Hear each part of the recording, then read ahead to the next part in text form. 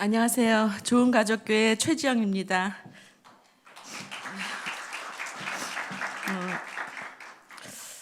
제가 좋은 가족교회 와서 처음으로 강단에 서서 많이 미흡한 점이 있을 수 있는데 너그러운 마음으로 들어주시면 감사하겠습니다.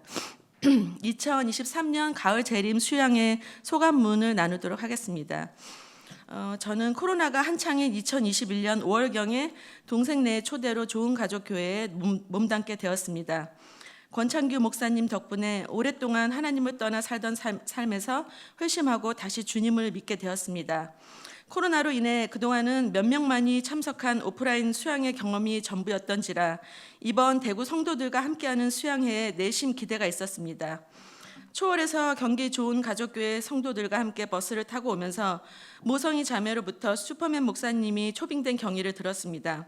모성이 자매가 이지성 작가의 팬이라 그의 책들은 웬만하면 다 읽었는데 그중에 이번에 출판된 1만 킬로를 읽고 진수현 자매에게 추천해 주었고 진수현 자매가 또 그 남편한테 다시 책을 추천해 주었는데 그 남편이 목사님께 책을 선물해서 목사님이 그 책을 읽고 감동받아서 지인을 통해 슈퍼맨 목사님을 연락하게 됐고 초빙까지 하게 되었다는 얘기였습니다. 슈퍼맨 목사님과는 일면식도 없으시고 더군다나 슈퍼맨 목사님이 북한으로부터 암살 대상으로 신변의 위협을 받고 있는 상황에서 많은 성도들 앞에서 간증하시겠다는 것 자체가 하나님의 인도하심을 받는다는 마음이 들었습니다. 대구 교회에 도착해서 짐을 풀고 수양의 오프닝 찬양을 하는데 슈퍼맨 목사님이 신변의 위협으로 가족들과 헤어져 17년 동안 두 아들들을 못 봤다는 책의 내용이 생각나서 계속 눈물이 흘렀습니다. 그분 또한 평범한 가족의 가장으로 자식들이 커가는 모습을 보며 아들들과 단란한 시간을 보내고 싶으셨을 텐데 두 아들들이 얼마나 보고 싶으셨을지.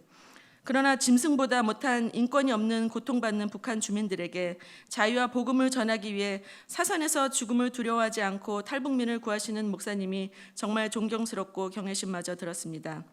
목숨을 걸고 탈북해서 복음을 받고 다시 자진해서 북한으로 복음을 들고 들어가서 선교하다 순교했다는 세 자녀의 어머니가 생각이 납니다. 복음을 전하다 붙잡혀서 3년 동안 갖은 고문을 당하며 혓바닥으로 화장실을 닦게 했다는 충격적인 인권 말살의 이야기가 너무나 마음을 아프게 했습니다.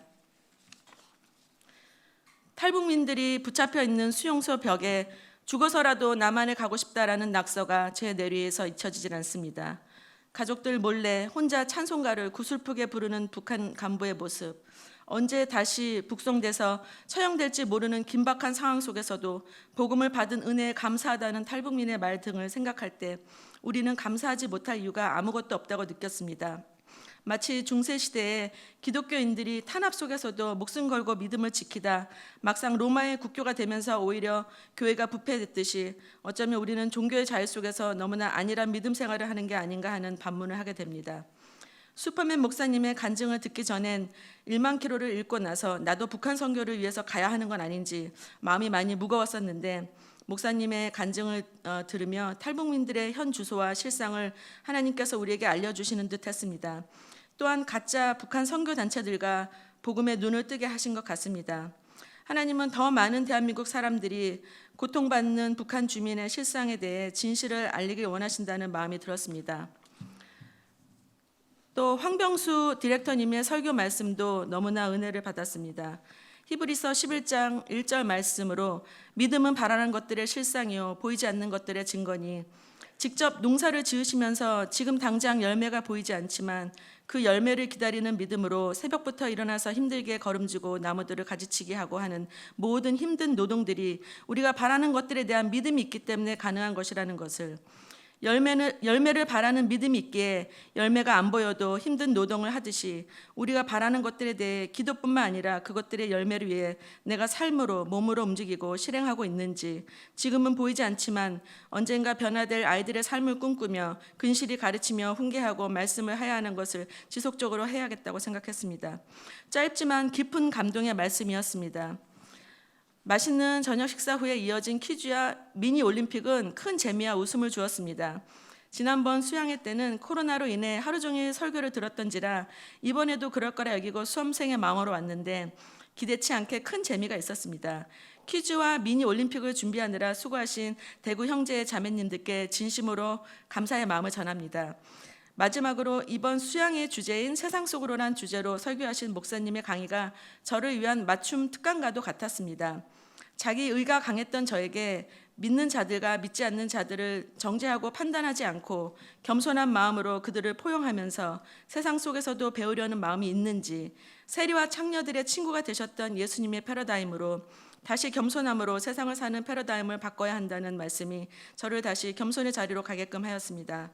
끝으로 대구 경기 찬양팀의 합동 찬양은 정말이지 저에겐 전율이 느껴질 만큼 감동적이었습니다. 그동안 따로따로 찬양하던 팀들이 마치 로버트 태권브이가 합체를 하듯이 완전체가 되어 하나님을 찬양하고 경배하는 모습이 경이롭기까지 했습니다. 수양의 기간 동안 사모님과 따님들이 아프신 가운데 믿음으로 가을 수양회를 준비하신 목사님과 여러 프로그램과 맛있는 식사와 간식, 쾌적한 잠자리를 위한 교실을 준비해 주시고 보이지 않는 곳에서 수고하시고 섬겨주신 모든 대구교회 리더님들과 성도님들께 감사를 드립니다.